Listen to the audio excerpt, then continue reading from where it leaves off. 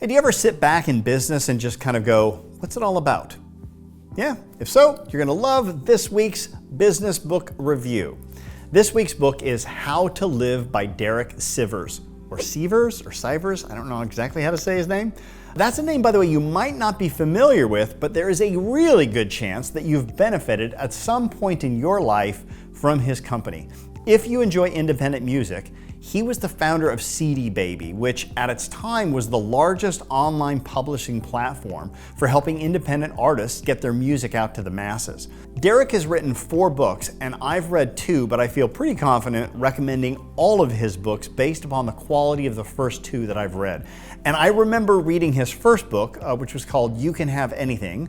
I read it because it was a book of the month inside this group I was in, so I reluctantly got a copy, and then I ended up loving it.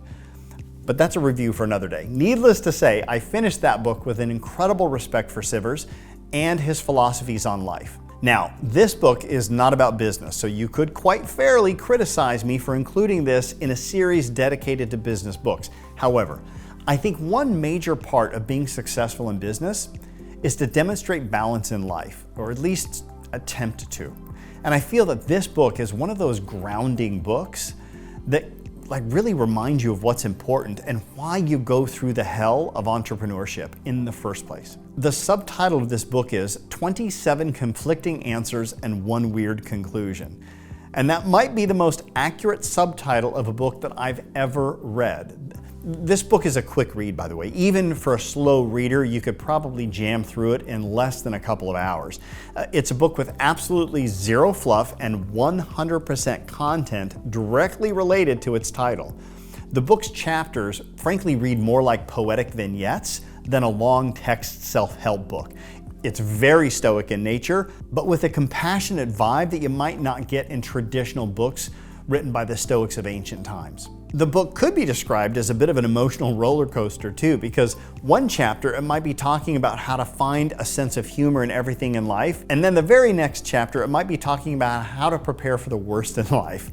This isn't accidental either. It's not like he didn't have editors pointing out the conflicts.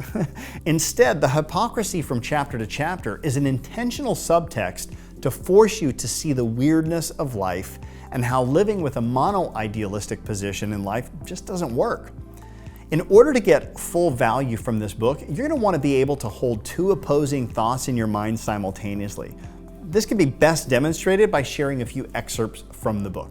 Once you decide something, never change your mind. It's so much easier to decide just once. Change yourself and you change the world. Don't hope. Hope is wanting things to be different than they are.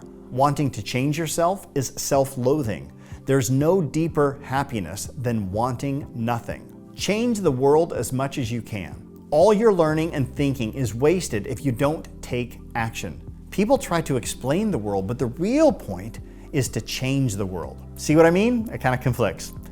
This book is filled with these types of intentionally contradictory statements.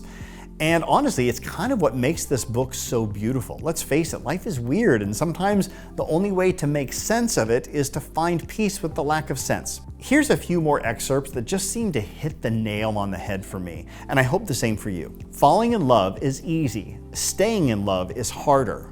Enthusiasm is common. Endurance is rare. Shallow rivers are noisy. Deep lakes are silent. The unintelligent jump to conclusions. The wise just observe. When you're not practicing, remember, someone somewhere is practicing. When you meet them, they will win. If you avoid pain, you avoid improvement.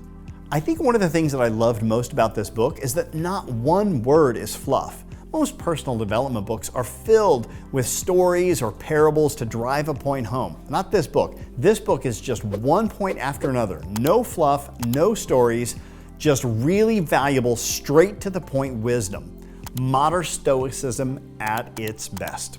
This is one of those books that, depending upon where you're at in life and what conflicts you might be experiencing, will have a different chapter jump out at you like a slap upside the head, but where others might just be a quaint reminder of something that you've already mastered in your life. I think this book would be the perfect book to buy in bulk and hand out as holiday gifts to those that you care the most about. Most won't read it, But for the minority that actually do, I'm sure they would call you up when they finish it and thank you for making such a positive impact in their life. Check it out and feel free to come back to this video and share your favorite quotes from the book so we can all benefit.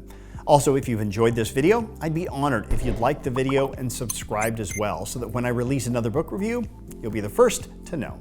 And if you enjoy these reviews, you'll love my business book scorecard. It's a free Q&A that takes just a few minutes, and at the end, you'll get a custom curated list of the top 10 books for you based upon where you're at in your specific entrepreneurial journey. The reality is all books could become a 5 out of 5 if you read them at the right time in your business development. So why waste time reading books that don't apply to you? I've already sorted through over 500 business books to share with you the top 10 that most apply to you in your life. It's fast, it's free, and the description is inside the comments inside the description. Until the next review, let's both try a little harder to be a little better. Thank you so much for taking the time to watch that book review. If you liked it, I think you might like this one as well. Check it out.